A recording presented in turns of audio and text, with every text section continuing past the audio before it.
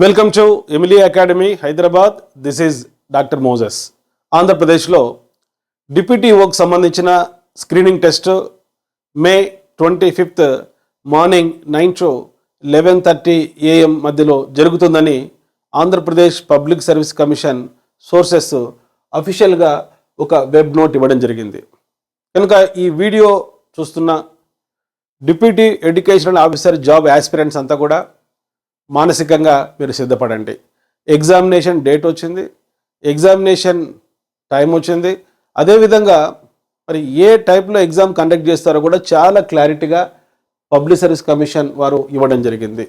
So 25 May 2024 morning 9 to 11:30 AM మధ్యలో పరీక్ష జరుగుతుంది. మరి రేపటి నుంచి 18th నుంచి మీరు ఈ యొక్క వెబ్సైట్లో హాల్ టికెట్స్ డౌన్లోడ్ చేసుకోవచ్చు. 28,000 మంది అభ్యర్థులు, వీరిలో 1,700 మందిని మెయిన్స్కు తీసుకోవడం జరుగుతుంది. కాబట్టి ఈ 7 days చాలా ఇంపార్టెంట్. రోజుకు మీరు ఒక 10 hours చదివినా ఈ యొక్క 7 daysలో 70 hours చదవగలుగుతారు.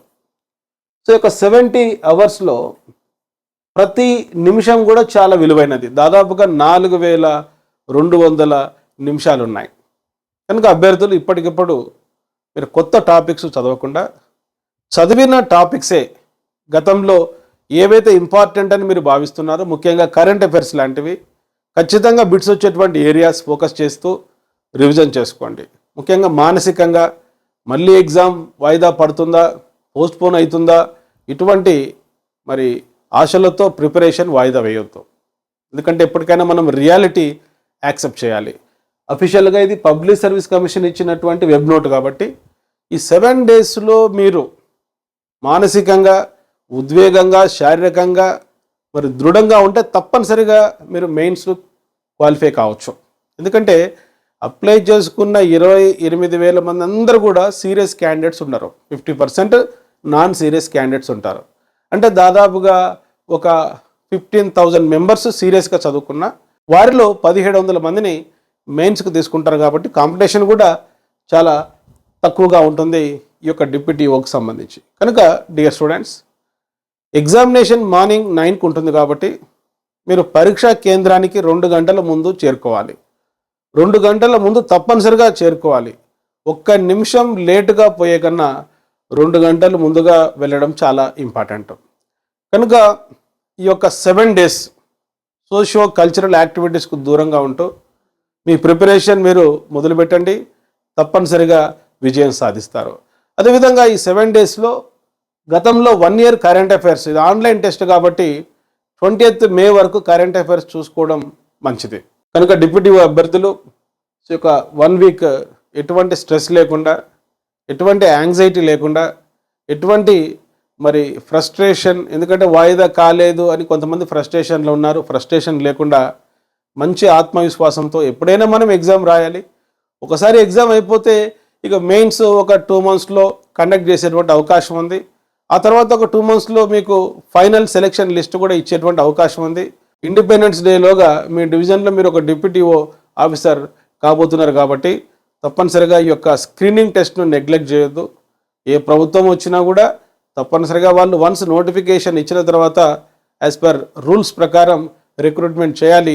కనుక ఈ వీడియో చూస్తున్న అభ్యర్థులందరూ కూడా ఒక Emily academy YouTube channel subscribe చేసుకోండి. ఎందుకంటే నా నెక్స్ట్ వీడియోలో ఈ యొక్క స్క్రీనింగ్ టెస్ట్లో మరి ఎన్ని దశల్లో బిట్స్ ఆన్సర్ చేయాలి, మరి కట్ ఆఫ్ ఎంత ఉంటుంది, మరి తెలియని బిట్స్ ఎట్లా ఆన్సర్ చేయాలి, ఏ విధంగా ఎలిమినేషన్ చేసుకోవాలి, నెగిటివ్ మార్క్స్ ఉంటాయి కాబట్టి మరి 150 బిట్స్ అటెంప్ట్ చేయాలా, మరి తెలియని బిట్స్కు మనం అటెంప్ట్ చేయొచ్చా లేదా, ముఖ్యమైనటువంటి ఎలిమినేషన్ టెక్నిక్స్ ఏంటి, ఆన్సర్ని ఎట్లా గెస్ చేయాలి, అప్రాక్సిమేట్గా కట్ ఆఫ్ ఎంత ఉంటుంది, ఈ ఓవరాల్తో నేను మళ్ళీ ఒక వీడియో ఈ డిప్యూటీఓ అభ్యర్థుల కోసం చేస్తాను. ఈ వీడియో పర్పస్ ఏంటంటే ఎగ్జామినేషన్ డేట్ వచ్చింది, ఎగ్జామినేషన్ టైమింగ్ వచ్చింది.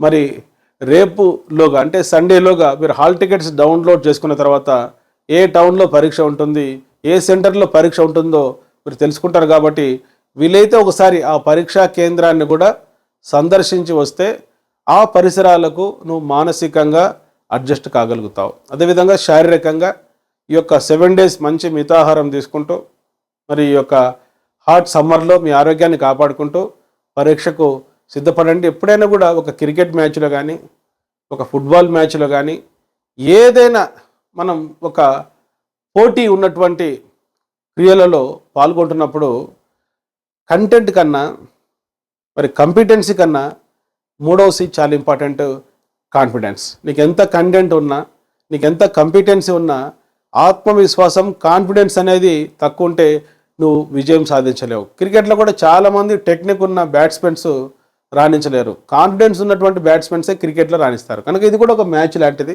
150 బిట్స్ ఉంటాయి. ఎవరైతే 75 బిట్స్ ప్లస్ చేయగలుగుతారో వారు కొద్ది వరకు సేఫ్ సైడ్. కంపల్సరీగా క్వాలిఫై కావాలి మెయిన్స్ కంటే మీ టార్గెట్ 60%.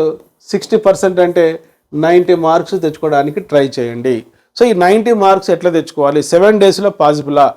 ఎప్పుడైనా గుర్తుపెట్టుకోండి, ప్రశ్నాపత్రం 150 మార్కులకు ఉంటున్నప్పుడు దాంట్లో ఒక 30 బిట్స్ కొంత తెలిసిన బిట్స్ ఉంటాయి, 30 to 40 బిట్స్.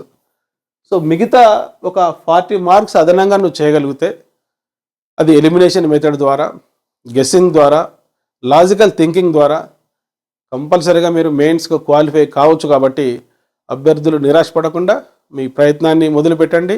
మీరు డిప్యూటీ ఈఓ జాబ్ సాధించేంత వరకు మా ఎమిలీ అకాడమీ యూట్యూబ్ ఛానల్ ద్వారా, ఎమిలీ అకాడమీ మొబైల్ యాప్ ద్వారా మీకు మంచి మెంటర్షిప్, గైడెన్స్ ఇవ్వడం జరుగుతుంది.